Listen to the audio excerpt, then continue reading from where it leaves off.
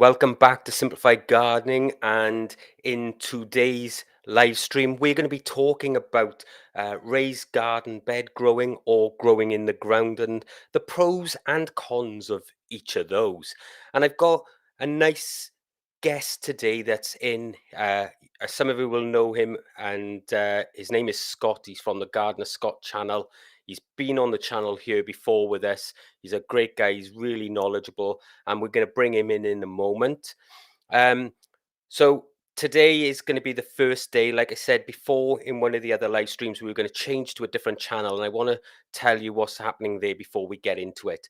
So the idea was to put all the live streams and the shorts on a different channel and then keep them there. But after speaking with YouTube, I made a decision to keep everything on one channel. So if people don't want to watch them, they'll know it's a live and they can just skip it. I'll just say hello to a few people. Hi, Carl, Graham, Amelia, Chris, and Rob. Thanks for joining. And it's great to see you all. And no, Chris, you're not late. We literally just started. So I'm going to bring in Scott, guys. Hiya, Scott. How are you doing? Hi, mate. How are you? I'm good. I'm good. Thanks. Yeah. Scott, thanks for coming on and joining me with this. It's been ages since we've been able to get on live together because we've done it before a few times, and but it's always nice when we get together, because like I said, you're really knowledgeable and stuff. So before we go on and we talk to people and everything else, why don't you tell people who may not know who you are a little bit about yourself, and we'll go from there. Okay, thanks, Tony. Yeah, I'm Scott from the Gardener Scott channel. I live in Colorado in the U.S. Right now, it's very cold outside, so I'm not doing any active gardening, but still trying to pump out videos like Tony. I've got hundreds in the library, and we've known each other for a few years now. And Yeah. I've been on your channel. You've been on my channel. I've been gardening for more than 30 years. It's been almost 20 years since I became a certified master gardener.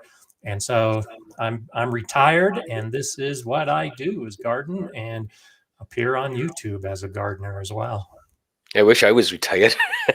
It'd certainly make this a lot easier, I can tell you. So, Scott, today the topic is raised bed gardening versus growing in the ground, and the pros and cons and stuff. So the first thing I want to really sort of bring up, I mean, somebody like myself who's grown in loads of different ways. My first garden or my first videos here that were on the channel was a complete garden the size of the one I got now, and it was all raised beds. And then when I moved to this one, it was in the ground. And the reason I didn't build them was because of cost. So let's have a start off about costs between the two of them.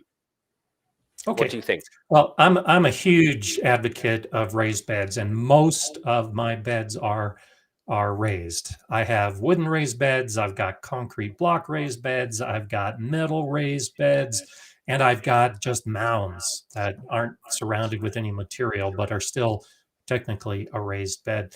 And I agree with you. My approach to the cost issue is that I do it incrementally. So the first year in the house I'm in now, I just moved here a little over 3 years ago.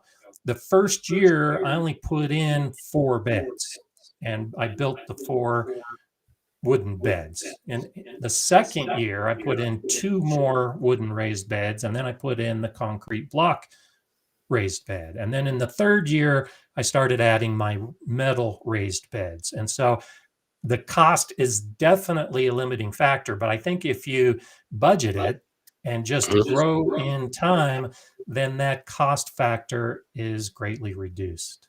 Yeah, I agree with you completely. I think what we'll do, we'll say hello to some more people who've just come in now, and then we'll go into that a little bit more, if you don't mind, Scott. So we've got Nicola, Chris, Annie, Danny is in. Thanks, Danny, for moderating and putting out Scott's channel link, and it's also in the description below, guys. So if you want to get across to Scott's channel and give him a sub, because he's got tons of videos, like he said, and you'll learn loads over there, and Scott's live streaming every week as well. Brian Hire, CWKT, Tony from Little Farmers Farm, hiya mate. And who else have we got in? We've got Alan, Stephen, and I think we might be on you. Right, someone's telling us there's an echo in Facebook. Thanks for that. Unfortunately, I don't know why that's being caused. I'll look into it for the next one, so bear with us, okay? Hiya, Vivian, Denise, Llama Llama, and let's have a look who else we got. Oh, Nelly on the land is here, and Graham Bolton. Hello to everybody. Thanks for joining us. I know the football's on. It was really bad planning on my part, but it's It's great okay. to see Football, everybody. American football is on in the States. So since the So I US got really did mess up eliminated, on the we're all planning. focused on American football now. Right. So we were talking about raised beds first off and the costings of them. So there's lots of different costs with raised beds, isn't it, Scott? Like if you've got wooden beds, they rot, right? Yeah. So you've got to replace them. And if you've got, metal beds, they are much better, but the cost of buying them is more expensive. And then we've got the costs of filling them. So what's your thoughts around all of that? Well, I completely agree. And so that's one reason why I started with wood, which tends to be the cheapest, then worked my way up to concrete when I could afford it, and then moved up to metal when I could afford that. Yeah. And when it comes to filling, I have a couple of videos, actually my most popular videos about filling the beds. And you really only need the top of the bed to be good soil. And whatever you're planting in, you only need the soil as deep as those roots are going to go. And so most of my beds range from about 16 inches to 20 inches tall, but Hmm. I'm only filling the top 8 to 10 inches of good soil. Now, Yeah. I am spending money to make sure that I'm getting the best soil that I can get at the initial time I fill it. And then I'm adding amendments. I try to use my own free amendments that I get around the landscape. But that bottom half can be filled with logs and branches and wood chips. And that's a great way to save money is you don't have to buy expensive soil and fill the whole raised bed with soil. You Yeah. can really take some shortcuts like that. Yeah, so filling them with like the hugel culture methods and stuff. In fact, I got a video coming on that myself very shortly because in an older video that I'd done, I think probably one of my last videos actually, it's been a while, and in that video I set up some birdies beds, fabulous Mhm. beds, but they are waist height and they're going to take a lot of filling. So but the great thing about it is that most of the resources you can get from for free if you're actually thoughtful about how you do it. um, what I'd like you guys to do as well that are watching is put your questions in the comments if you've got anything based around it or anything that you want to mention, and put a capital Q in front of it, or put your question in all caps. It'll just make it easier for me to grab out of them because although we've got Danny who's moderating for us here, we've got no one who's pulling out those questions. When we sort out the lives a little bit better, we'll have a form that you can fill in. But if you've got anything for today, just put it in all caps with a Q in front of it, and I'll know it's a question. We can pull it out as we go along and answer that. So what about some of the benefits then, Scott, of raised garden beds? Well, being retired, that also means I'm a little bit older. So, and being a little bit older means I've got sore muscles and sore bones. And the biggest benefit for me is that I can garden without bending over and without having to do a lot of lifting. And that really is the number one reason I like the raised beds. The wooden raised beds I prefer for most of my day-to-day vegetable gardening because I can actually sit on the bed like a bench and get all the work I have to do done without all that bending and heavy lifting. So that right off the bat is the biggest benefit. And here in Colorado, we have terrible, terrible soil. And so that's number two on my list, is just being able to build a bed and then immediately fill it with a good soil. And I've bought the soil in bulk that I fill my beds with initially. If I were to garden in ground here in Colorado, it, it would cost more for me to buy the amendments in bulk to improve the soil down to that depth that's needed. It would cost more than the cost of the bed to build a raised bed. And so that's one reason I take the approach that I take. Even though it does cost to build the raised beds, it would cost more to improve the terrible soil I have in the amount of space that I would need to do it in. Yeah, the putting a raised bed on poor quality soil is one of the major benefits. Um, it can take an eternity to really turn poor quality soil into good soil, and raised beds are just going to take over that straight away, aren't they? You know, you're straight into good soil before you start. So we've had a question from Nelly on the land. How raised is raised? So what's your views, Scott, on how high a raised bed actually is? So for me, a raised bed is any bed that's raised above the soil surface, the native soil surface. And and it also involves the amending of the soil, assuming, like many of us, I think our native soil isn't that good and should be amended. And so one of my beds, my hugelkultur bed, sits about 8 inches above the soil surface, but it's fully amended and it is raised, even though it's only 8 inches. Like you said, I've got some metal beds as well. I get mine from Forever Beds, Yeah. and I have one that's waist high. I think it's 34 inches, and I haven't filled it yet because it's going to take so much to fill it. And so I kind of work in that range, anything between about 8 inches to 34 inches, I consider a raised bed. Yeah. Now, I do have an area of my garden that is about 4 inches high, and it's only because I put a barrier of wood around it just for decorative purposes, and it's amended soil. And so technically, even at 4 inches, it's a raised bed, but I really don't consider that part of my raised bed gardening.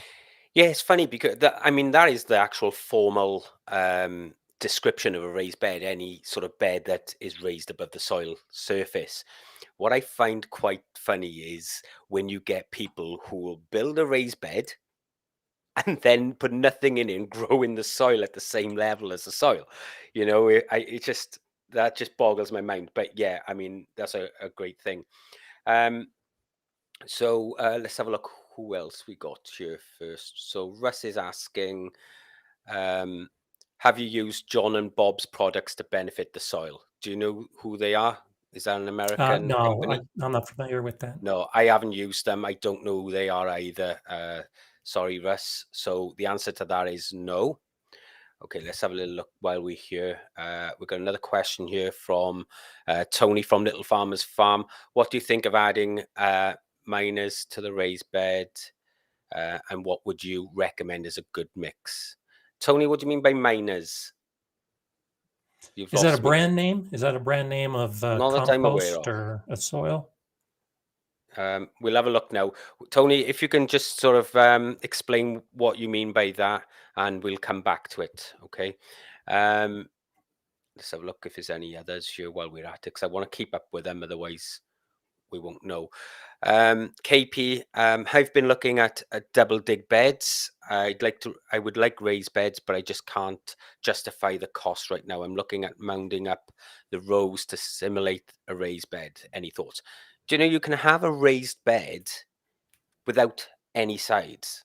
And I think this is where people get lost. You know, they think just because they've got to have like wooden sides or what, you know, or like steel sides.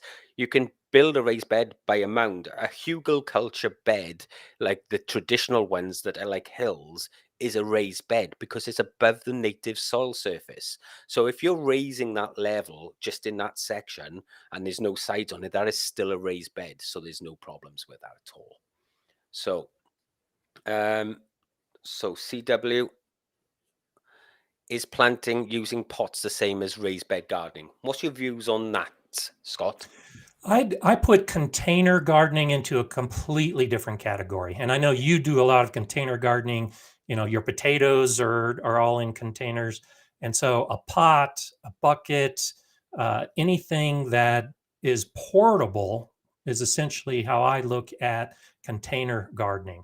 Once it becomes a more permanent part of the garden, then it goes into the raised bed category. So I use some animal troughs, Mhm. the metal water troughs that you would see on a farm. They're smaller than my other raised beds. They're about 3 feet wide, or 3 feet long by about 2 feet wide. And because they're permanently located in my garden and they're filled with soil, I consider that a raised bed, very small raised beds. But everything below that that I have in the garden, my fabric grow bags and the 5 gallon buckets and all the pots, I put that into the container gardening Yeah, category. and I'd agree with you on that. For me, a raised bed is something where the soil within it is in contact with the soil surface outside. So, where they in container gardenings, they usually have a bottom. Now, some people will use a pot and they'll cut the bottom off for their tomatoes. To me, that's a raised bed at that point because they've taken the bottom off the pot and the soil is in contact with that soil below. So if it's got a bottom and it's a separate contained environment, then to me that's container gardening and it's Yeah, separate to I raised would bed. say for, the traditional raised bed, be they wood or metal, I completely agree with you. And all of my beds are open at the bottom because I think that flow of the soil life back and forth between the native soil and the soil in the bed is important. But I get asked occasionally about raised bed gardening near trees or if there's an invasive plant. And in that case, I say, yes, you can put a bottom on a raised bed just to keep the tree roots from growing into the good soil. Yeah. And, or if you're putting a raised bed on top of concrete, But or then if you're does it putting it become a on container? contaminated soil, you might want a base. If you put a bottom on it, it's a container. Okay. Even if it's 8 feet long. Even if it's 20 foot long, it's just a big Okay. container. Okay. Right, JH. So I was asking different fertilizer needs for raised beds and ground. Now, to be honest with you, it depends on what you're growing because although we will all use a lot of organic fertilizers and things in the sort of way of things like comfrey nettle and things like that, the biggest one is compost. And invariably, you're putting a lot of that into raised bed and on the ground anyway. What's your thoughts? I use very little fertilizer in my garden. In fact, this is a picture of my garden this most recent season, and I used zero fertilizer in my vegetable garden beds. I do use fertilizer in my container gardens, in those pots, because typically the soil isn't as improved. It might just be a potting mix. And so I need to add a fertilizer for the plants. But because, like you said, because I'm adding so much compost to the soil, because it's in contact with all that native soil life, it takes time. For me now, it's been 3 years, but after 3 years, I don't need fertilizer anymore. And that would hold true even if it was an in ground bed. This is one of those things that I think really doesn't matter whether it's a raised bed or an in ground bed. If you take the time to improve your soil, you can really wean yourself off of fertilizers. I totally agree. And I mean, we've had quite lengthy discussions with regards to microbial life, the activity around soil biota, and all of this sorts of stuff, where you can get to that point of no return as far as putting fertilizers in the ground. Because once the microbial life is doing its job, all you've got to do at that point is feed it and keep it Yeah. alive. The biggest issue with a lot of people is they strip the garden bare in winter and leave nothing for them to feed on in the ground. And then they got to start all over again. And this is what I say to you about hoeing the top off. Don't dig it, and allow the roots there, which is what they'll rot throughout the winter, and then that's providing nutrition for the microbial life, and what have you. So it's a really good way of doing that. So we've got Renee, I think. Um, where are you getting all the material for raised beds? Is it secondhand? Renee, I don't know if you're talking about the material that goes in the bed or to build the beds. Typically here in the UK, I don't know if it's the same where Scott lives. If it's timber, then a lot of people tend to use old scaffolding boards. And but it used to be you'd be able to get them really cheap or free, but now even that is getting expensive, to get those sort of used scaffolding boards. And this is the issue. I think one of the downsides to raised bed gardening, if you're building them yourself, eventually they will rot and then you've got to replace them. So you've got to source more materials and it's more work. Whereas, again, with the concrete and the metal beds, they last an eternity. So they are, it does cut down the workload for you, but not everybody's able to justify the costs of those. If But you're if you can talking about, find secondhand lumber, and especially if you have a regular source, my beds last between 5 and 10 years. I'm in a very dry region, yeah, but I've done a lot of raised beds with secondhand wood.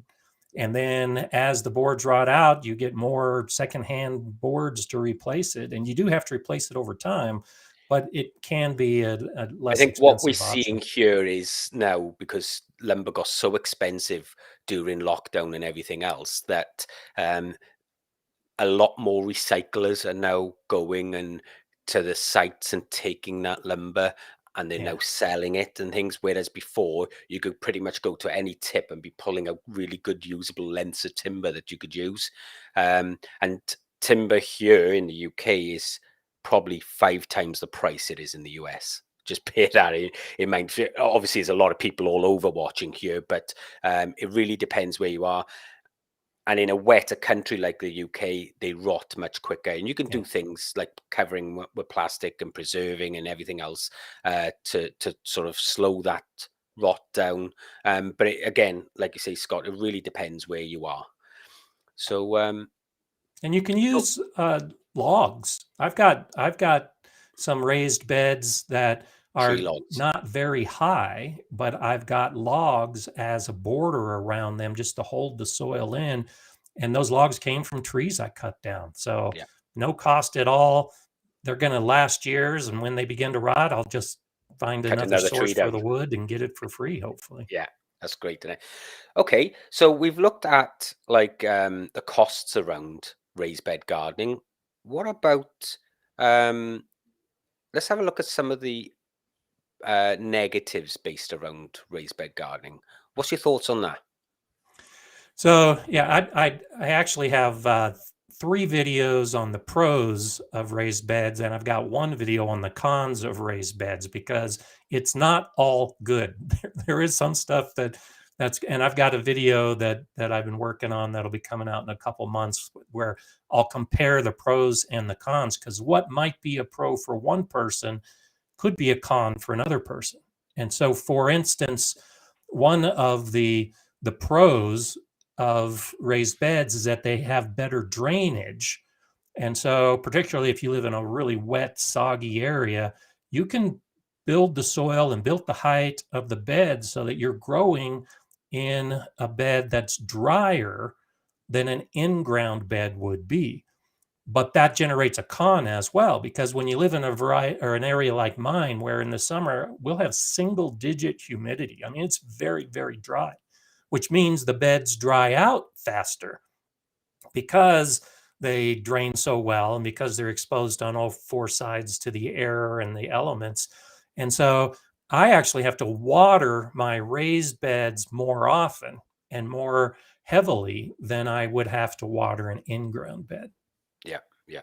And again, you're limited in the volume of soil, whereas with uh, the sort of cation exchange and everything else that's going on in the ground, that'll pull water as it one area dries out. It'll pull water from other areas to moisten that soil down again. So that is a real good benefit of growing in the ground.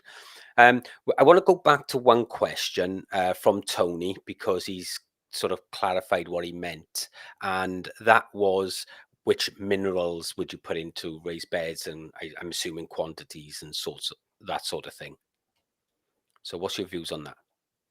Well, and so a lot of it depends on what philosophy you use in filling the raised bed. And so square foot gardening is very popular around the world. And in the book, Mel Bartholomew, who wrote the book, has his Mel's mix. And the Mel's mix does not have a huge mineral component in it. And so if you're using just regular potting soil, or if you're using something like, so Mel's mix is 1/3 peat moss, 1/3 compost, and 1/3 perlite. And so very little mineral component. If you're just buying bags of compost or potting soil to fill your bed, it's all organic. Again, very little mineral component. So in that case, if that's how you garden, I would suggest adding rock dust or some type of mineral component.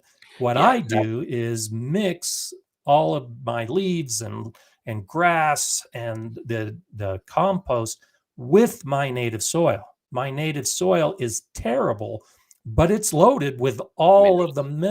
minerals that plants need. So by using my native soil and then adding the good soil and the amendments to it, I have all the minerals that the plants need, and I don't need to add anything like rock dust. Yeah, and I think that would probably be the only time I would suggest people using rock dust. I did a video a few years ago that was quite controversial, and it got me a bit of backlash about. I named it "Rock Dust is a Scam."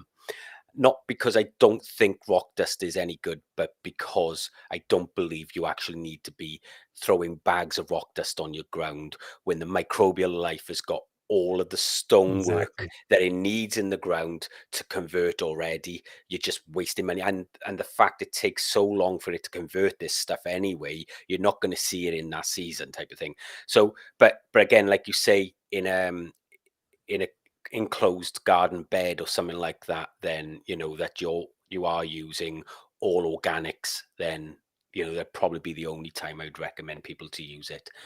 um Morag's asking, I've heard of companion planting, what mixes with that? So what's your thoughts on that a bit quick? It's a little bit off topic, so if you could just answer this one So pretty quickly.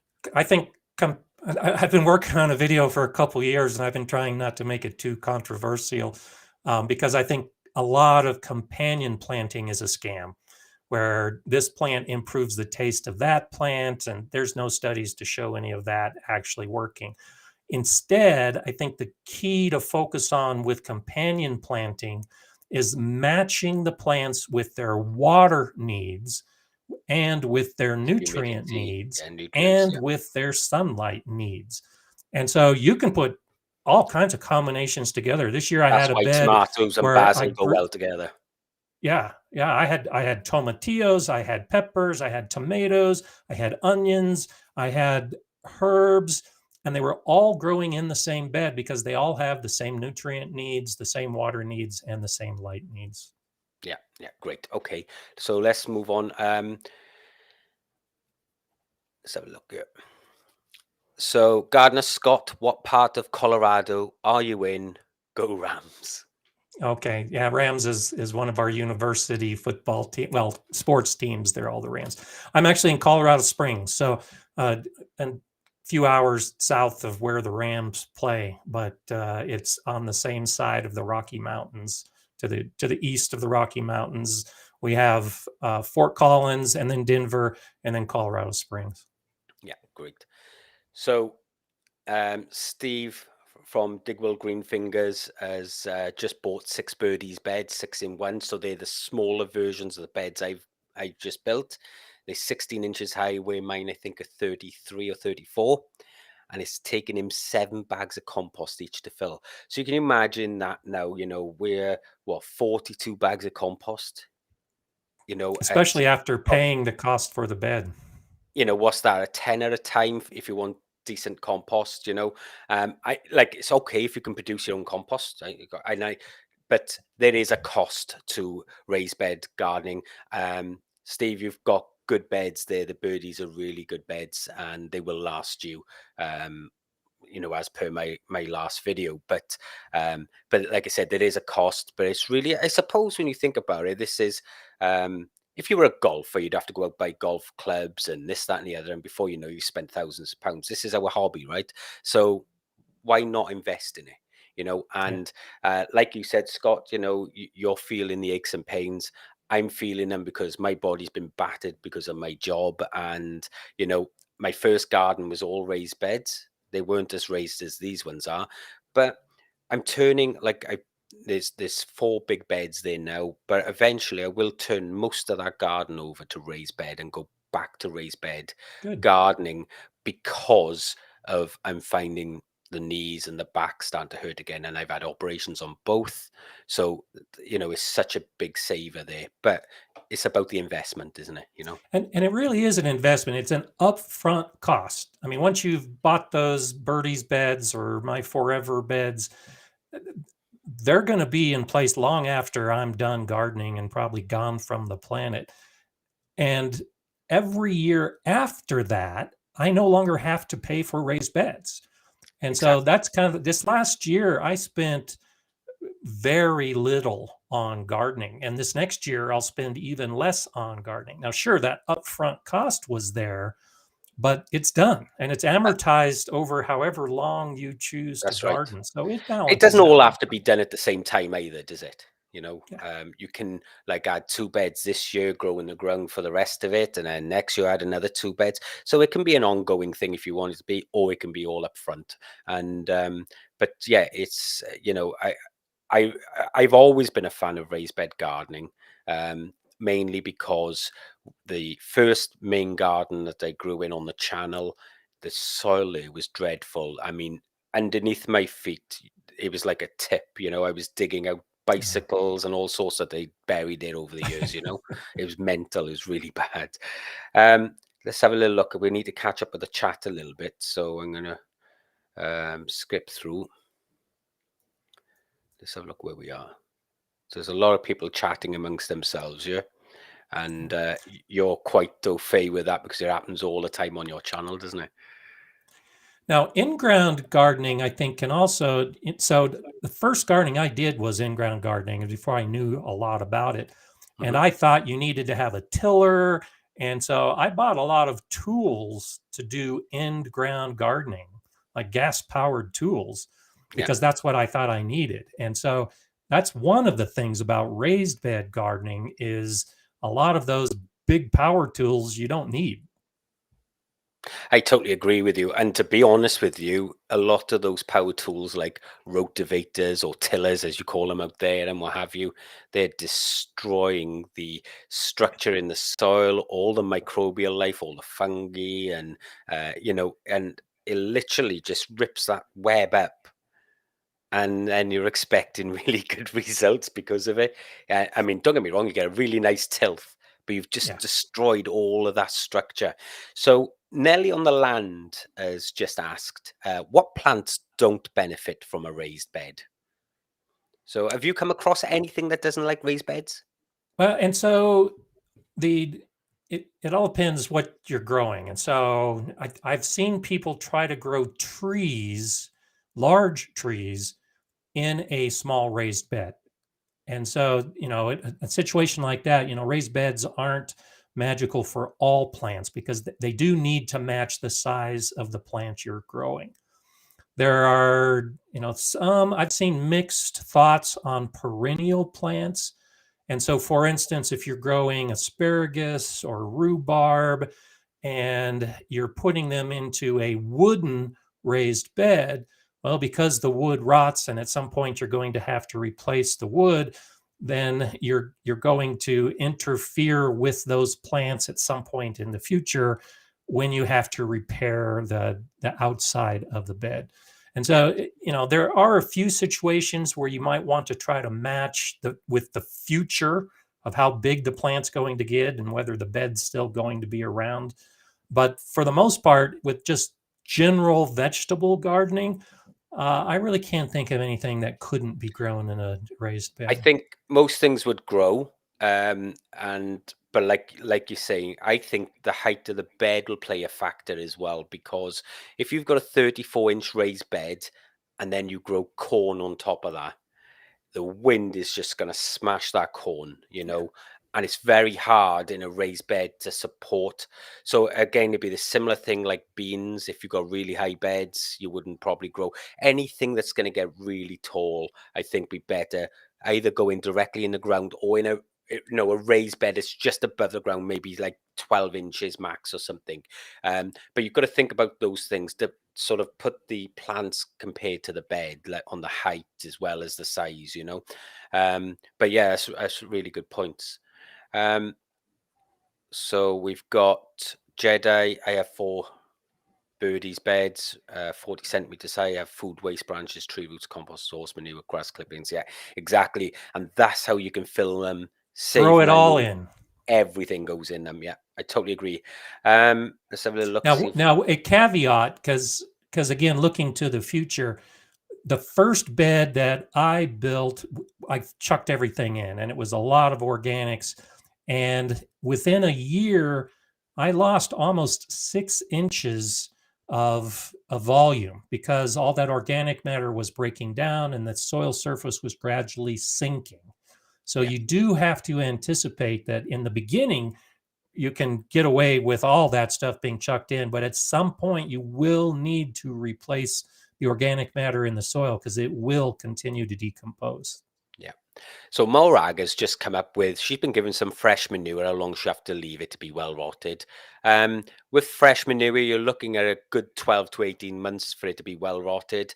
Um, but that would be a really good use to put in the bottom of a really deep raised bed, because by the time that sort of breaks down, as long as you're below that sort of 18 inches where the root is going to get to, so it doesn't burn those roots, but it's just a good way to bulk up those. But if you're gonna compost it, you're looking probably a good 12 months for fresh manure. Or put Same into for you? compost. You know that very well. That's a Yeah, great nitrogen source to yeah. boost your compost pile, and it breaks down so quickly you don't have to wait that long. So I love this. Amanda Jane said, "Hey Tony, there's no comparison with you and the football. Can't stand it, and neither can I. And why I didn't know it was even on. I absolutely hate That's football. good. The only problem is I go to work and like the whole watch just wants to watch football. So I'm pulling my hair out at the moment because they're watching every game. So Monty is in. Hello, Monty. He's from My Family Garden.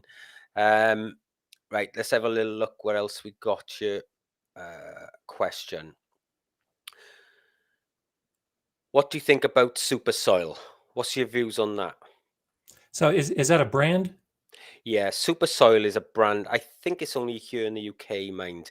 Now, I haven't used it personally, but I know Steve Digwell has used it, and he's been having some good results. So, I think you want to have a chat with Steve and see if he can just fill you in. And I believe he's in the chat, so message him and maybe he can answer for you. But I haven't personally used it myself, so I can't give any sort of feedback on Yeah, it. I don't know it by that name. Okay. Um, let's have a look. What else we got here? So we've got one off Chris. I have an old cedar fence post round. Do you see any issues with me using them? So would you have an issue using cedar? Well, so generally, no. In fact, the issue that we've been talking about with the wood in raised beds is that it decomposes. Cedar is actually a great material to use.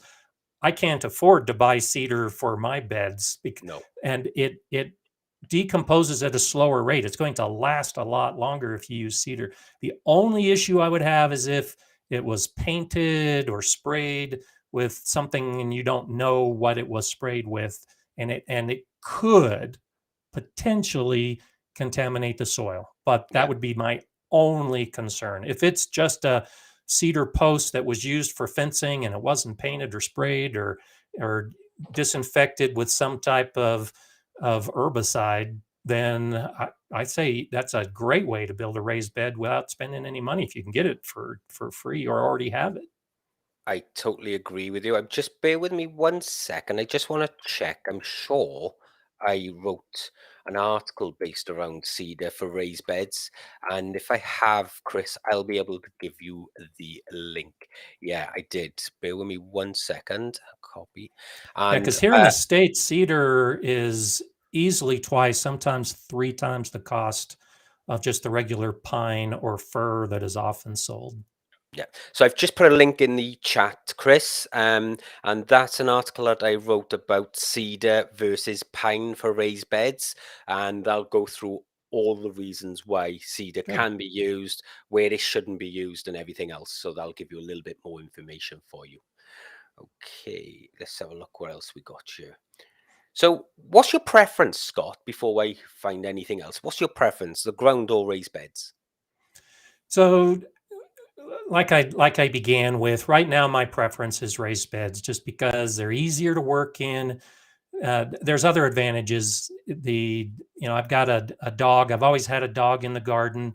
Whenever I had an in-ground bed, the dogs were always running across it to get to the squirrels in the trees or whatever it was. And so I would have to build a fence around the in-ground bed to keep the animals out. Well, the raised beds just naturally direct the flow of the animals. And so I like raised beds because I have pets, because I have animal pests, and the raised beds have fewer animal pest issues than in-ground beds. Yeah, And so I agree. that's another reason, at least where I live, why raised beds do better for me. Yeah, and they're very good. It's one of the reasons I started growing potatoes in containers was because of a pest here called wireworm, and they burrow into the tubers and they leave all these horrible little rotting patterns within the potato, and they ruin the potatoes. And at my last garden, it was plagued with the things, and also they tend to like a lot of the root veg, like carrots and parsnips and stuff like that.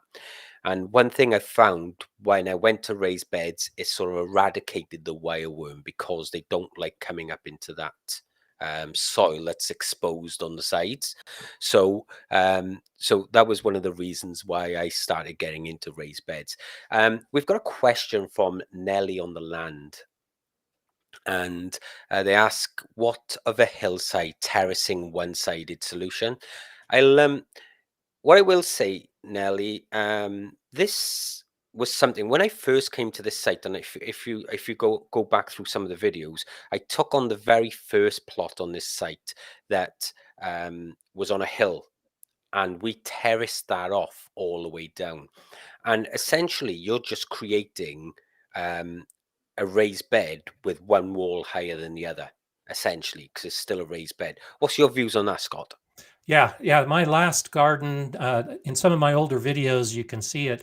I did the same thing. It was a pretty steep hillside, and I put in raised beds. Though, by the definition, it was only raised on one side because the top of the bed was level ground, and then the bottom of the bed would form a new path, and it was just a trellis. So the trellising of, or not trellis, terracing.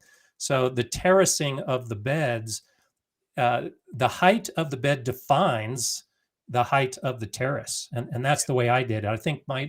I was using 18 or 20-inch high beds as the terrace. So each terrace was 20 inches high and 4 feet deep. And so I had to do a lot of digging, a lot of cutting into the hill, but I needed to put some of my native soil in my raised beds along with the amendments anyway. So I just terraced and then put in the beds to match the height of the terrace. Yeah, cool.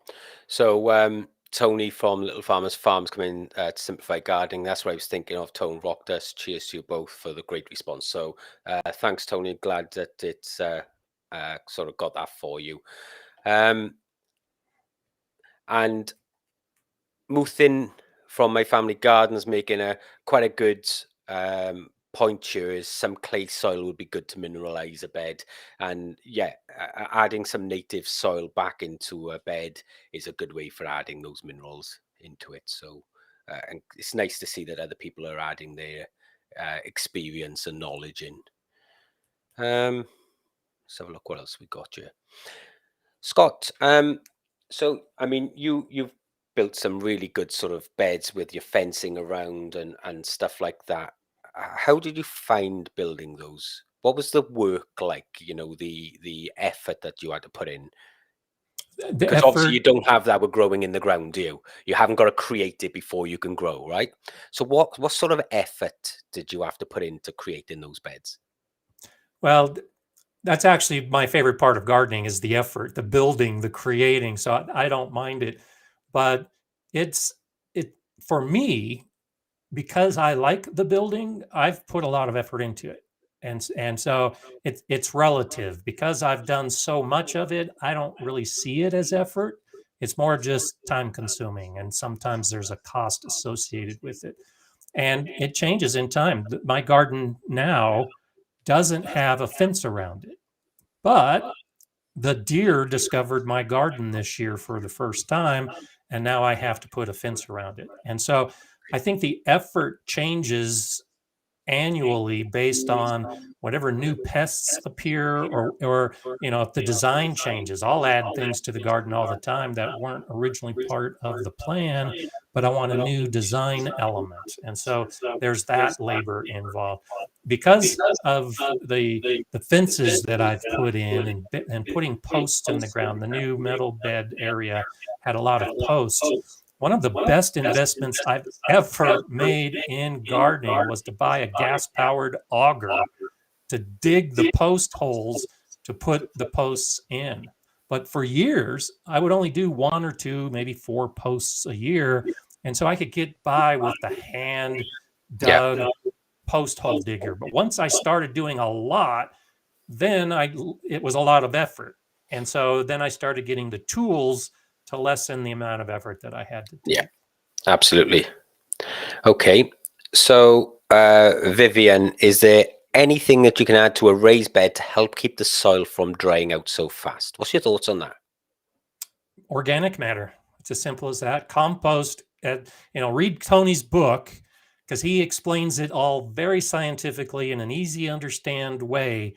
It's all about the organics in the soil. When I teach classes about soil, I call compost that small organic matter sponges because Yeah, they act like a sponge in the soil.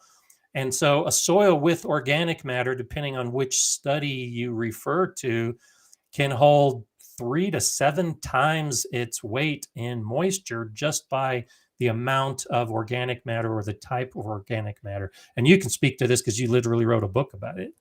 yeah, absolutely. And I mean, again, like Scott's already answered, the compost, and I don't just mean organic matter, because there are different types of organic matters, different types of compost. But when you build compost right, it doesn't shed water. Now, many of you may have seen before, you've got this bagged compost or potting soil from a supermarket or whatever, a big box store.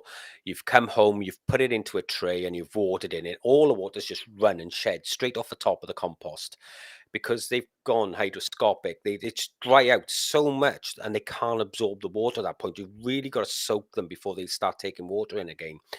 But when you make really good quality compost, like Scott has said, it acts like a sponge and it just draws everything in and it holds it. And that's a really good way.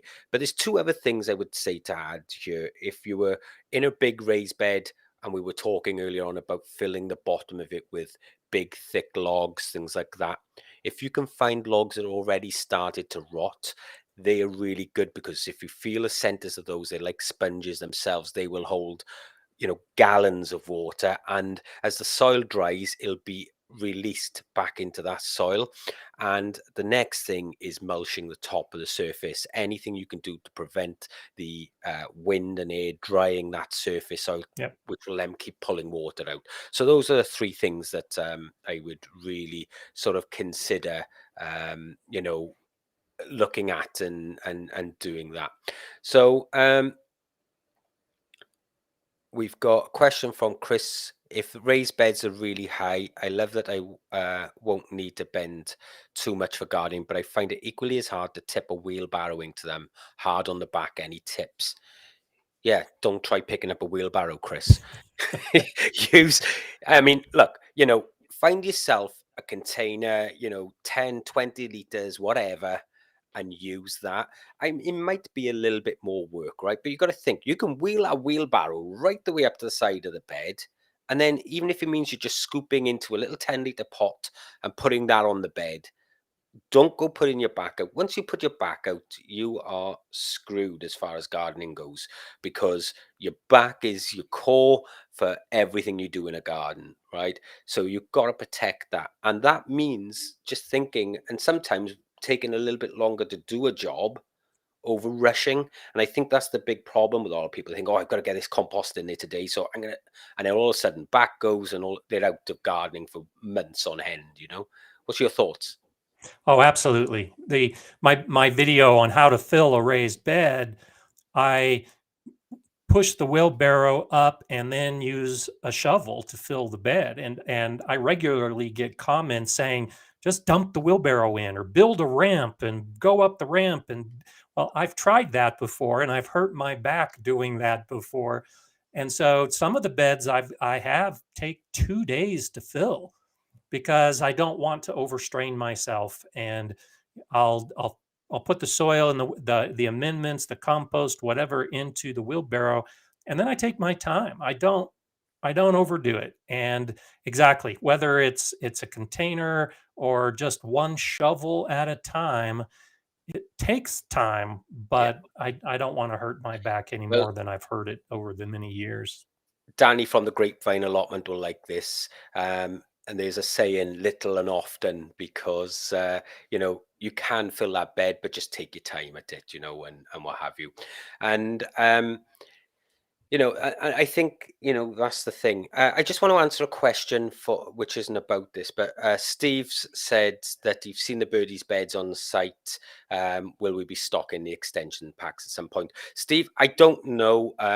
It's not my website that they're on. I was just promoting them for Kevin from Epic Gardening, because he opened a warehouse in the UK, but he's got them in the US as well. So, you are able to get them wherever. I will reach out to him to see whether or not he is going to be stocking those for you. All right. Okay, let's have a little look. Scott, while I'm having a browse through these questions, if there's anything you think that the viewers will want to know, feel free to bring it up. I'm Well, just I'll having throw out one thing. That's one reason why I wanted to include this picture of my garden. All of my beds, you can see just a little bit back there. It's got plants growing through it, but I have hoops of different sizes on all of my beds, and that's another big advantage I see to raised beds. These are cattle panel hoops. They're a 4-gauge galvanized steel. They hold their shape, and so I cut them to size years ago, and I just reuse them every single year. And so, depending on what I grow in the bed, because all my beds are 4 feet wide and 8 feet long, and yeah, because I have all my hoops sized to those beds, I can vary what I'm growing from bed to bed, from year to year, but I still have all the trellises built pre-sized. I have all of the hoops built pre-sized, and I like to garden easy. And so this is just one of those advantages. If you use raised beds that are all the same size, then you can reuse all your trellises and you can reuse no all your matter where. hoops every single year, and you know that they're going to fit. And then of course I've got shade cloth and I've got hail cloth and I've got bird netting, and I've got materials of all type to include row cover that are also pre-cut. And so my setup for my garden in the spring is easy because grow in raised beds that are all symmetrical, and I can just reuse everything from one Yeah. year to the next. There's a couple of other bonus advantages, I suppose, that I want to bring up. Um, the first, obviously, being in quite a wet climate here, is flooding. Now we've had a lot of that, especially early spring, um, and you're lifting that growing area up, so you're not losing. Now I know Mark from Self-Sufficient Me in during his winter, they had huge amounts of rain out in Australia, and he was up to his knees in water, but he was still able to garden because he had raised beds. And the other thing as well, I think raised beds warm up quicker in the spring. So you're actually able to start They really planting much don't, believe it quicker. or not. They I don't with you? measured I measured all of my beds and the in-ground, and and I think that's a myth. I was gonna do a video on it Wow, this because next year here I because I'm find that doing the they warm same up thing in the quicker. winter. The in-ground beds, the metal beds, the stone beds, and the wood beds, from when my soil was frozen until I planted in it when it was uh, above 10 degrees Celsius. It was getting closer to 15 degrees Celsius by the time I actually planted. The soil temperature never varied from one area of my space in ground or above ground by more than 2 degrees. I I wonder was if that's shocked. because you guess so cold there. Yeah. Whereas it may have actually frozen as solid as a block. Whereas because here I definitely see a difference in Oh, the do soil you? temperature. And I tell you what we might do is maybe me and you will do a collaborative Yeah. video on that, and we'll measure the temperatures of the beds on your end and my end, and we'll see if there is a correlation between the two. Okay. Because to me it does seem a lot warmer, and I was putting out plants before, not now, because obviously it's only now I've been building these new raised beds. But when I had the raised beds in the other garden, I was putting out plants weeks before anybody was able to put them in the soil. So I think that might be worth us looking into. Yeah. Um, you And know, it could be the humidity as well. yeah, My soil is not wet, yeah, and even in the springtime it tends to be moist. And so all of my soil tends to have about the same ratio of organic right, matter in it. And so that may be why with my low humidity and low moisture, it yeah. all tends to warm up at about the same, Be or quite I should say interesting to see, thaw though, out wouldn't at it? about the same time. Yeah, that'd be quite interesting to see, I think. Okay, so let's Good move on then. hypothesis. I've been given fresh manure. How long does it take to become well rotted? We've already covered that. About a year, Morag. Okay. Guys, if you've asked a question, don't repeat yourself, because obviously I just keep pulling them up otherwise as I come down. And I know I'm way behind in the chat at the moment, but I want to make sure we're getting to the questions that people want answered. So, uh, when was the last time you grew in the ground, Scott? I do grow in the ground. I have most of my, well, almost all of my flowers, my pollinator plants, my herbs. I do a lot of that in ground. I also do a lot of container gardening for the herbs. I'm planning to expand an area of my garden where I'll be growing grass crops and grain crops. I'll do all that in the In the ground ground. because, like corn, for instance, I've grown corn in the ground and I've grown corn in raised beds. And for me, it just does better in the ground. And so I do some in ground growing. It's just my vegetable garden for the most part is in the raised beds. Okay, great. What about do you recommend mushroom compost? Do you get mushroom compost out there? So I do, and I actually use a lot of mushroom compost. The issue is depending on how it's marketed, you may not be getting what you think you're getting. And so there's one brand that's in all the big box stores here in my area that is sold as mushroom compost, but all it is the organic matter that mushroom growers use. And so it's really woody and it's all organic, but it's never been used to grow mushroom, and it's sold as mushroom compost. You can also get the compost that's been used by mushroom growers, Yeah. and that is sold as after they've used it, it's reused, and you can use that as mushroom compost. Between the two, I would rather use the compost that has been used by mushroom growers because it already has all that fungi and it's got good soil life in it. Yeah. Whereas the mushroom compost that's bagged that hasn't been used yet is really woody and really chunky and could lead to problems with nitrogen depletion if you just add that straight to the soil. Yeah, I agree. Here as well, I know a lot of farms are using a cow manure base for their mushroom compost. So that'd be perfect anyway, especially when it comes out absolutely loaded with all the fungi and what have you. Okay, let's have a little look.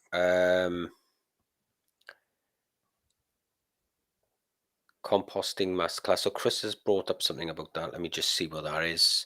Composting Masterclass will save you money by allowing you to produce your nutrient-dense compost. You can buy it off. Thank you, Chris. Appreciate that. It's in my library and I recommend it to everybody if they're looking to make compost. Thank you, Scott. Um, right. I'm just trying to see if I can catch up with these questions. Don't see anything else in here at the moment, so let's have a little check. Got so much chat going on. So, Yeah, I see a comment and this from Judster. You might not have caught up with it yet. That says to it just escaped, but it was to grow your soil. And I know you're a big advocate of that, and that's one of the yeah, advantages to raised bed gardening is that you can grow your own soil by adding things like the mushroom compost and get it nice and healthy. And that's really the biggest advantage, I think, to it's easier, I think, at least to grow your soil, to grow a good soil in a raised bed than in an in-ground bed. yeah, I agree. As far as the labor and the effort is and time is concerned. Yeah, totally agree with you. And again, like, if it was a choice of like being able to produce all your own compost at home and sort of putting that in the garden, you're going to build that soil, right? Um, the issue I have with bagged compost is you don't know what they're putting in the mix. You don't know where it's come from. You don't know what broadleaf herbicides were used in it, and so you can wipe a season or two out just by getting a bad bag of compost. Yeah. The only issue for a lot of people is getting the ingredients. Now, I've got a video coming up very shortly on some of these, but some people really struggling at the moment, believe it or not, getting wood chips because in the UK now we are going peat free, as you know, right? Yeah.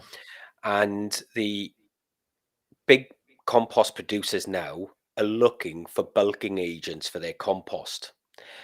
So wood chips are now becoming a commodity that the tree surgeons are able to sell rather than before where they used to pay to get rid of it.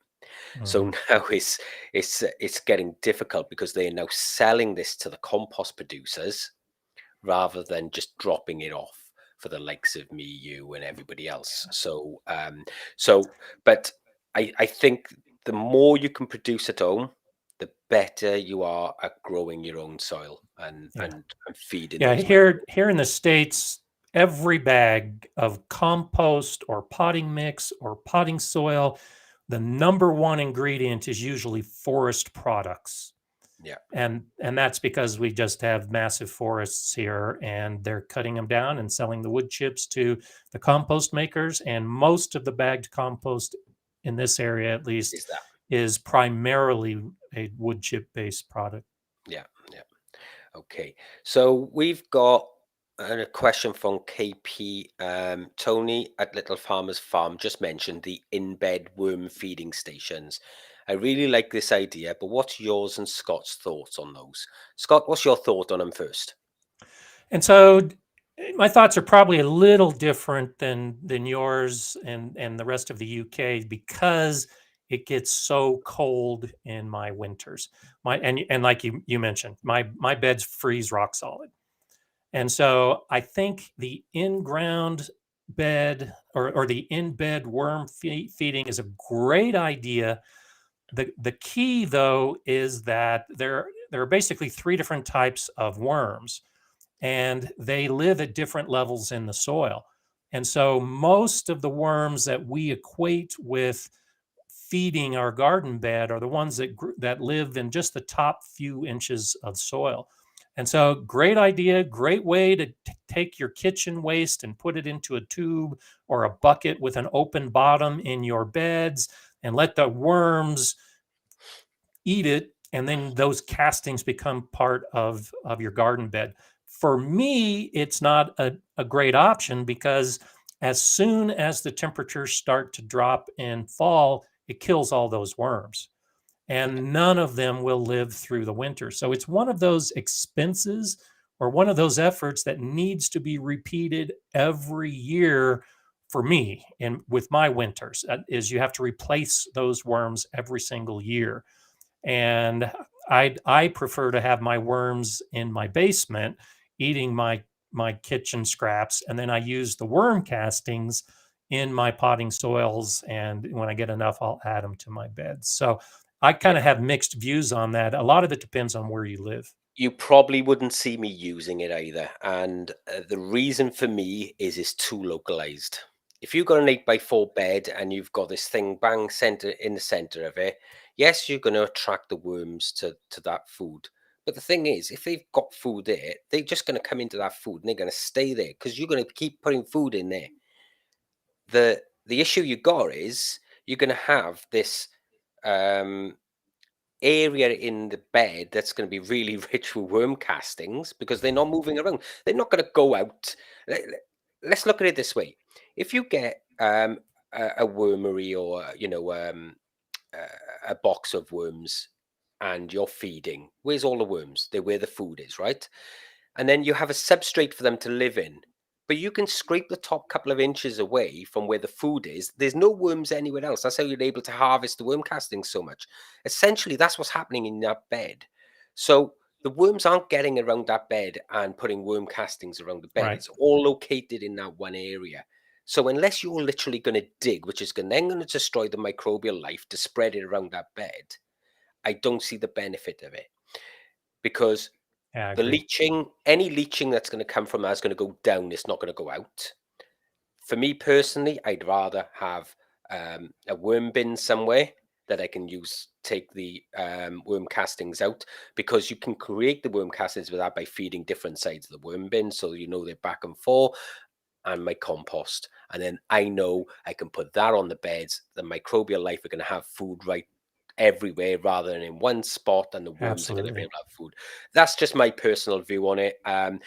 In theory, it's a really good idea. Compost in sight, let the nutrients get out into the soil and everything else. I think in reality, though, I don't think it's actually going to be that beneficial. It's not Right. something that I would probably do anyway.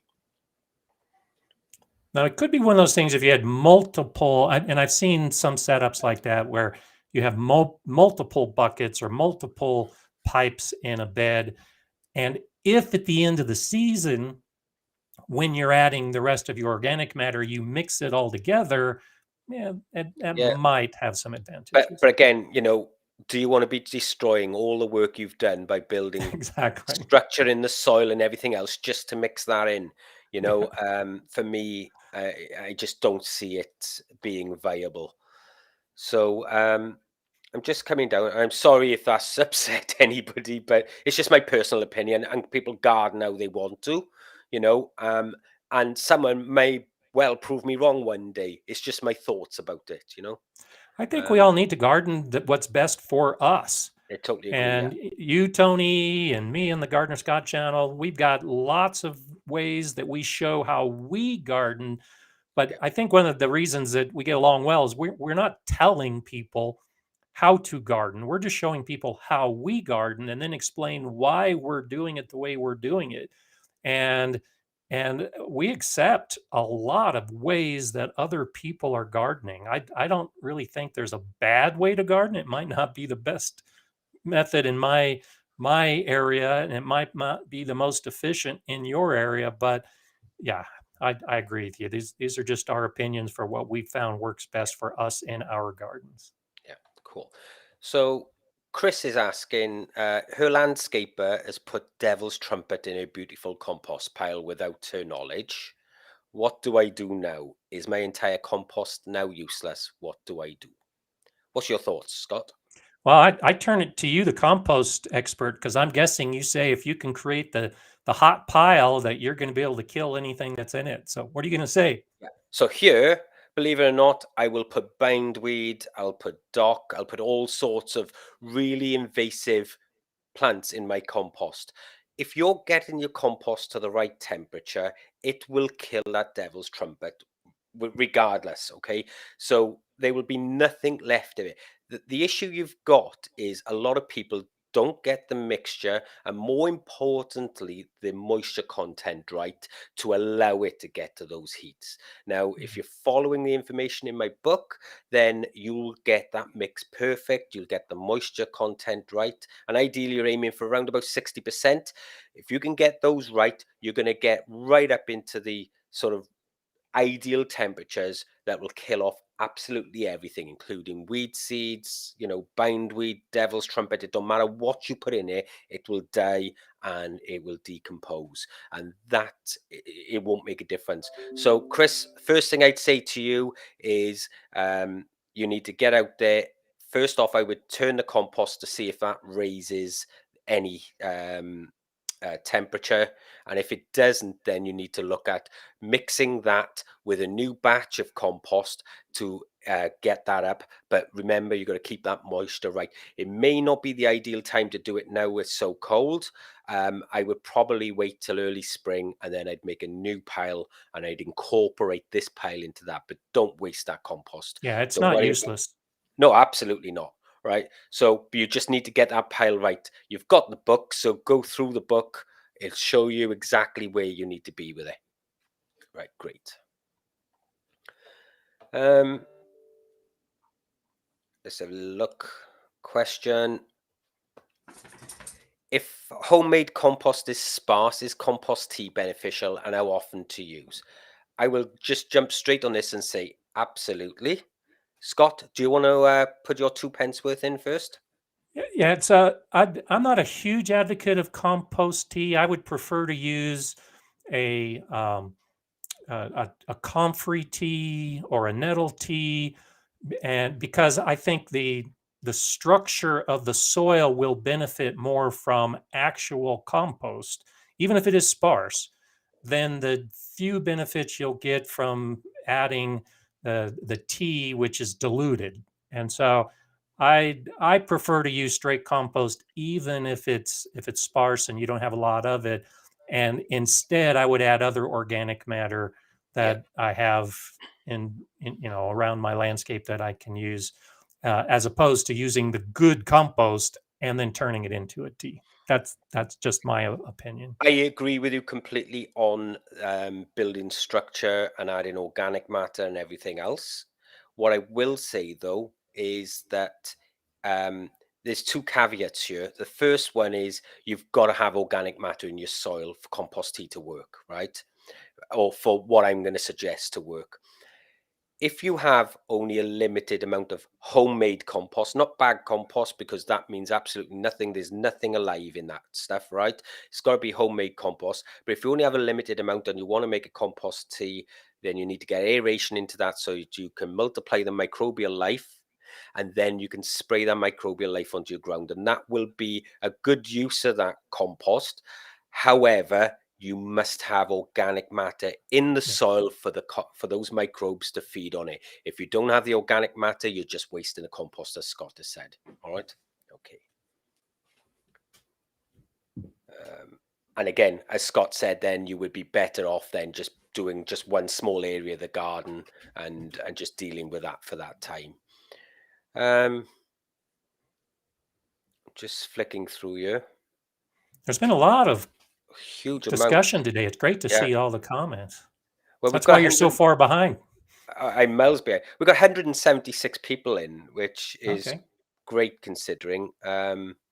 So I think I'm catching you up. Oh, there's a question here. So this has come from Pam Clark. How long should you keep the temperature for that though? So I'm assuming that's for the compost. Ideally, you want to keep that temperature for as long as possible. Now, compost goes through a range of temperatures as the bacteria change within compost. So, as it gets up into those ideal temperatures, you want to keep it there for as long as possible. If it starts slowing down, there's a couple of reasons. Either there's not enough oxygen in the compost, or air, I should say, or there's not enough moisture in the compost. We already know you've got food there because it's already sat there. Okay, so if it's cooling down too quick, feel it the moisture. If the moisture is there, then you need to turn it. If it's not moist enough, just water it. You don't need to turn it, and that's how you tell. But ideally, if you can keep it up there for a couple of weeks, then it's going to do its job. But even 4 or 5 days will kill off most seed and things like that. Got anything to add there, Scott? No, I completely agree. Again, I knew it before. I read your book and heard it again, and what you said is exactly what I've been practicing. Well, okay. So Chris is saying thank you. Her trouble is the temperature. Chris, like I said, just concentrate on the beginning part of the book where we talk about the three main things, which is the food, the moisture, and the air. All right, and how you layer a compost with the ratios. And if you get stuck, let me know. And Steve Right. James just made a comment. You probably haven't caught up with it yet, but a thermometer is really important. If you're Yeah. serious about composting, you shouldn't guess, especially if you're dealing with weeds and seeds and potential diseases. You really do need a thermometer so you know that you've got those temperatures that you're reaching. Composting, guys, is an art, and this can really set your raised beds in the right direction, right? Um, Too often you get people going, "Oh, you just got to get the right ratios of greens and browns," but that's only one factor of the whole story.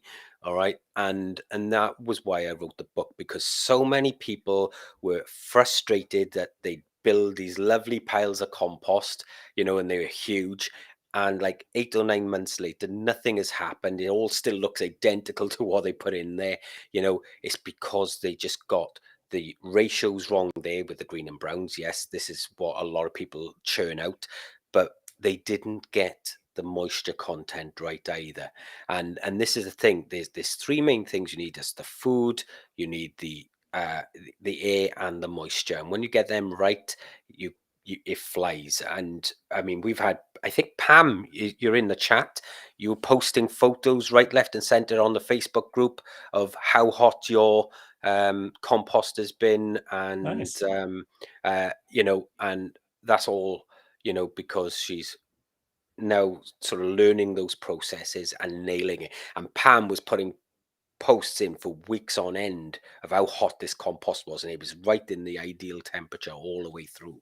So it can be done. You just really got to consider those things. But Mhm. um, you know but that's the way it is. So Morag has said that she ended up with maize tail in her raised bed after getting soil delivered. What can I do as it chokes my vegetables?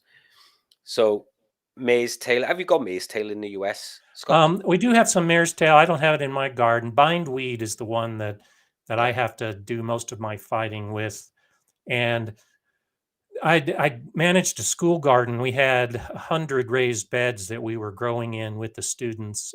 And one year in particular, we kept up with the bindweed very well. But I actually went on vacation for a week or two, I forget. And I came back and had a couple beds that were just infested with the bindweed. And I had to take a year off for those beds. We just could not control it with plants growing in those beds. And Yeah. so it took a full year with basically fallow ground. And every time a plant would pop up, we'd pull it. We'd try digging deep to get all the roots. And ultimately, it was just dealing with that bed and pulling every single sprout that appeared.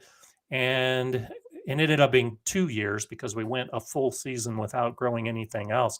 And that was the only way we could do it chemical free. Yeah, And I'm yeah. guessing that's what Morag is asking. You can spray herbicides and kill it, but if you're trying to maintain a chemical free It tends to garden, only kill the top growth with maize tail, doesn't it? It's you know, and what you've done again on the organic side is literally pulling and pulling and weakening that root system. Um, and I think that's probably the best way of doing it is set that bed free for the year. Don't grow anything in it. You can either emit light. The problem is you're going to have to do that for a long period. But the best thing to do is allow it to grow. And as soon as it pokes its head, dig it down as far as you can, pull it out.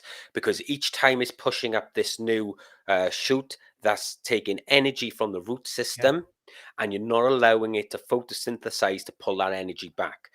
But, and here's the caveat with this, you can't let up once. You have right. to pull it on a daily basis. If you don't pull it every single day, that one or two stems that come up, they'll photosynthesize, they feed that root. You've just undone all your work. Yeah. So, yeah, you can beat it.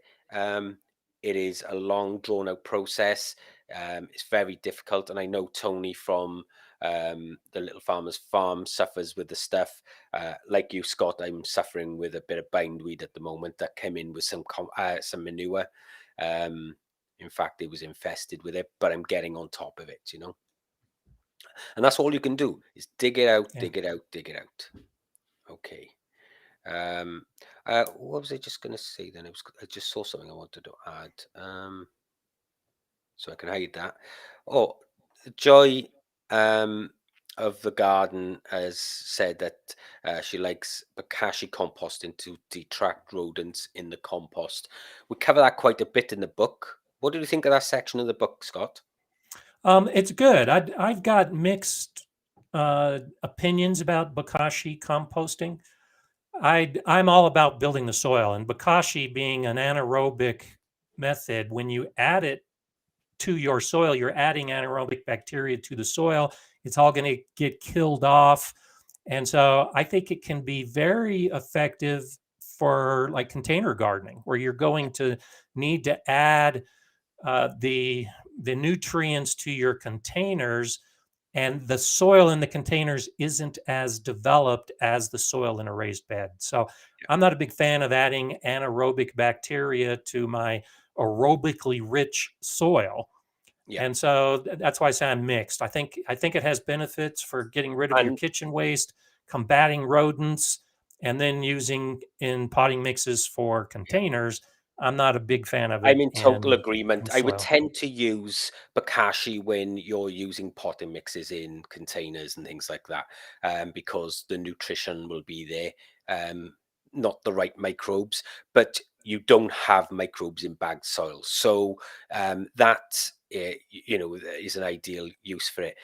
The one reason I wanted to include it into the book was for all those people who are gardening on balconies, things like that, that Yeah. only have potted plants and they don't have anywhere they can put a good compost or aerobic compost bin. So it's a perfect way for those sorts of people who can still Right. compost the kitchen scraps they have without any mess and smell and everything else and put them to good use in their potted plants. So that was an ideal thing. So Jenny has asked, thoughts on chop and drop. Would you leave it after chopping and dropping, or would you cover it? It can build much heat, etc. A lot of rain. How deep a layer would you make? I do a lot of chop and drop. And in fact, if I've got a plant growing, unless I'm clearing out the soil or amending the soil, I pretty much do chop and drop throughout my landscape, flowers and grasses. And as you, I know that mulch is very important in gardening. So if I can get free mulch by just chopping and dropping the plants that are already growing there, I do it. The only plants that I pull are those that have big roots that aren't going to break down over the winter. And so for me, because my ground freezes and everything stops, if I leave my tomato roots in the ground, they're going to interfere with whatever I plant in that space the next year. Yeah, And yeah, so I'll pull out those big rooted plants like tomatoes. But for the most part, everything else, peas, especially all the legumes, I do chop and drop with all of my legumes and leave the roots in the ground. yeah, cool. As far as the heat buildup, there won't be nothing. To get heat building up with organic matters, you need about a cubic meter or 3 foot square cubed to build that mass, which is what you need to get any sort of heat. And again, you need the right ratios, which you don't tend to get with chop and Yeah. drop, right? So you won't be looking at heat or anything like that, but it is perfect, as Scott has said, as a mulch cover, and that's going to break down, and those nutrients are going to go back in. You're just not going to get so much microbial life going on there because it won't have what it needs to multiply and what have you. So, guys, we're coming up. It's an hour and 25 we've been on now. I'm just going to answer one or two more quick ones, and then we'll have a quick little chat before we go. But we're going to be Time looking flies at when you're ending this. talking gardening. Crazy how fast it goes. Funny enough, I said to Danny before this starts, yeah, it's only going to be an hour today. so, so let's have a quick look. Just check if there's one or two more questions here. So, KP's asking, sorry, I just got a bottle of liquid humus. I really don't know what to do with it. Either of you, what would you do with that? So when you look into, and I know you cover some information about humus in your book, this is one of those things, and I'm trying to read more and more research on it as to whether humus actually exists or not, because there are some that think that just the process of measuring the humus, it's like Schrodinger's cat, it's like the process of measuring humus creates humus. And so I think a lot of these products that are being sold as a humus, a liquid humus, or some type of humus extract, I haven't seen a lot of good research that says it is as beneficial as just adding whatever that material was that we call humus to the soil directly. Yeah. So there's loads of things going on here in the chat. Danny saying he knew it wouldn't be an hour. So yeah, so I've caught up in the chat at least.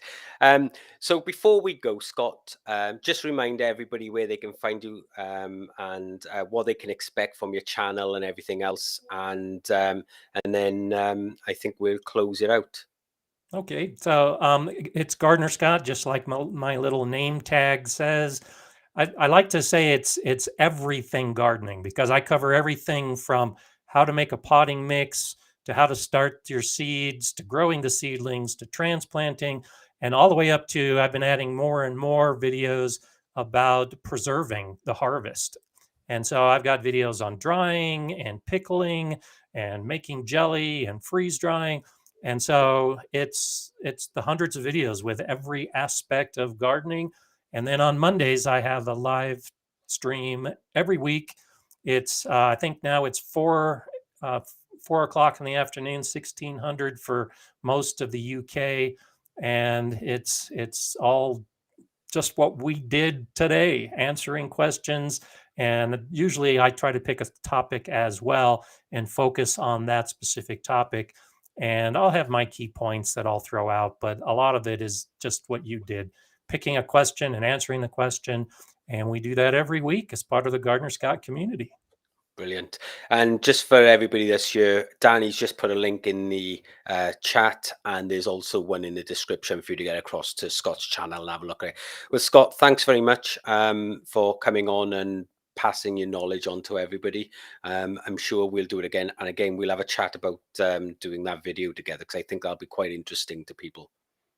I Right. always love spending time with you, Tony. And So, I have to give a shout out, since I just saw them pop up, Brian Siebert and Yankee Sista Homestead, and a lot of the others are regular viewers and regular participants in my live stream. So yes, they are. nice I to see noticed so that. many people come over here. And I love spending time with you. You know what you're talking about, and you're always great to talk to. and I Me look too. forward to seeing you get back into the live streams. Yeah, I'm me. Right, I'll catch you in a bit, mate.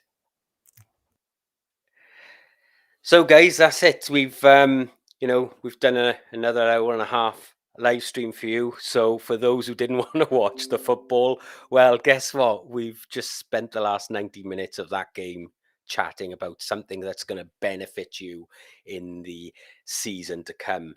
So what's your thoughts? Throw them in the chat and in the comment section below this when it goes live, of whether or not you think that growing in a bed or growing in the soil is better. I, for one, well, I've done both and I've been really happy doing them. And I can do both of them for quite some time. I think over time, though, eventually I will change all over to raised beds to help my knees and back as time goes on, because I ain't getting any younger. So with that, I just want to thank you all for coming. 181 people in is brilliant, considering this was still short notice and everything else. So we are going to, I'm just going to call up my working schedule. Now, for those of you that know, I'm a firefighter and I can't be here on a specific day every week because I work 4 on, 4 off, which means although I'm here today, next Sunday I'm working. So I can't pick a specific day. But what I can do is tell you when the next live stream will be up front, okay? And the next one, I'm going to do another live stream now on Friday evening at 7 p.m. All right. So if you want to come along, the next live stream will be at 7 o'clock next Friday. I will put out an advance warning like we did with this as well, just so you're aware of why it's not a specific day every single week. And I'm hoping to get these done weekly now throughout the winter. This channel, like I said, is now going to be dedicated to everything gardening. And so we won't use the second channel like I suggested. Everything will still be on here and you can choose whether to watch it or not. It's your choice. Anyway, guys, I'm Tony O'Neill. This is Simplified Gardening. Remember, you reap what you sow, and I'll see you in the next one. Bye-bye.